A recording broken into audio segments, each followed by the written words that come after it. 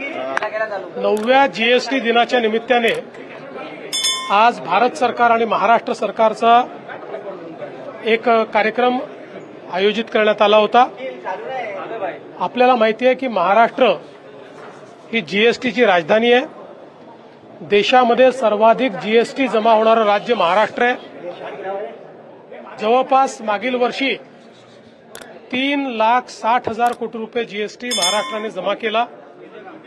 आपल्या नंतरचे दोन्ही राज्य जे आहेत कर्नाटक आणि गुजरात यांनी एकत्रित जमा केलेला जीएसटी हा 3 लाख कोटी आहे। म्हणजे त्यांच्या दोघांपेक्षा जास्त आपण जीएसटी जमा केलाय। आणि ज्या प्रकारे भारत सरकारने जीएसटीचा कायदा केल्यानंतर महाराष्ट्राला त्याचा फायदा झालाय त्या संदर्भातली सगळी माहिती आज मी त्या ठिकाणी सांगितली। आणि मला विश्वास आहे की पुढच्या काळामध्ये अशाच पद्धतीनं दरवर्षी 15% वाढ 14 ते 15% जर महाराष्ट्राला मिळत राहिली तर आपली अर्थव्यवस्था अधिक बळकट होईल।